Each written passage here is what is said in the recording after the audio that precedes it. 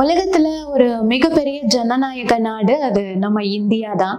இந்தியாவோட ஜனநாயக திருவிழா ஸ்டார்ட் ஆக இருக்கு. வர ஏப்ரல் 19 இருந்து ஜூன் 1 வரைக்கும் மொத்தம் 7 ஃபேஸஸ்ல இந்த எலெக்ஷன் ஃபெஸ்டிவல்ங்கிறது நமக்கு நடக்க இருக்கு.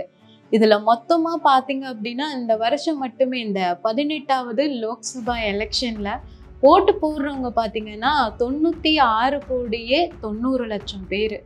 இதுல ஆண் வாக்காளர்கள் அப்படின்னா 49.7 கோடி பேர் இருக்காங்க. பெண்கள் 47.1 கோடி வாக்காளர்கள் இருக்காங்க. இதனாலதான் எல்லா பார்ட்டிஸுமே பெண்களை மையமா வச்சுதான் தன்னோட எலெக்ஷன் மேனிஃபெஸ்டோவை ப்ரிப்பேர் பண்ணியிருக்காங்க அப்படின்னு. புதுசா அறிமுகமா இந்த எலெக்ஷன் தான் ஃபர்ஸ்ட் அப்படின்னு ஓட்டு போடுறவங்க அப்படின்னா 1.8 கோடி பேர் இருக்காங்க. இப்போ ஏப்ரல் 1 இருந்து 18 வயசானவங்க எல்லாருமே ஓட்டு போடலாம் அப்படின்றத எலெக்ஷன் கமிஷன் சொல்லியிருக்காங்க. சரி, நான் நிறைய பணம் எடுத்துட்டு போயிட்டு இப்போ ஹாஸ்பிட்டலுக்காகவோ எங்கேயோ போயிட்டு இருக்கும்போது பறக்கும் படை என்னை பிடிக்கிறாங்க அப்படின்னு நிறைய சோஷியல் மீடியாவில் பார்க்க முடியுது. நம்ம அந்த எலெக்ஷன் டியூட்டியில் மாடல் கோட் ஆஃப் கான்டக்ட் அப்படின்னு ஒன்று இருக்கு. அது என்னன்னா, நீங்கள் ஒரு 10,000 ரூபாய் கேஷ் வச்சுருந்தீங்க அப்படின்னா அதை எடுத்துகிட்டு போனால் ஒரு பிரச்சனையும் கிடையாது.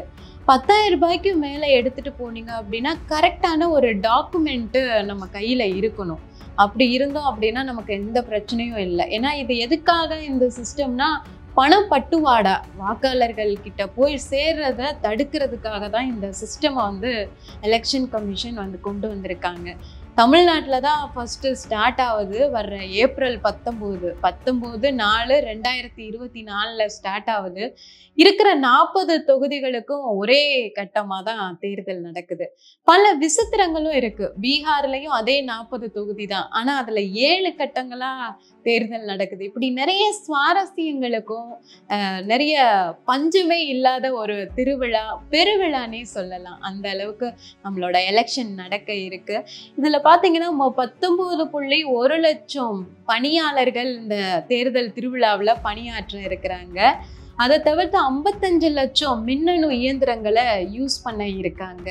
85 வயசுக்கு மேலே இருக்கிற அந்த முதியவர்கள்லாம் வீட்டில இருந்தே வாக்கு போடலாம் அப்படின்ற ஒரு சூப்பரான ஆஃபரையும் கொடுத்துருக்காங்க. அதை தவிர மாற்றுத்திறனாளிகள், விஷுவலி சேலஞ்சு இவங்க எல்லாருமே வாக்களிக்கிறதுக்கு ஒரு ஸ்பெஷல் ப்ரொவிஷனை இந்த தேர்தலில் கொடுத்துருக்காங்க.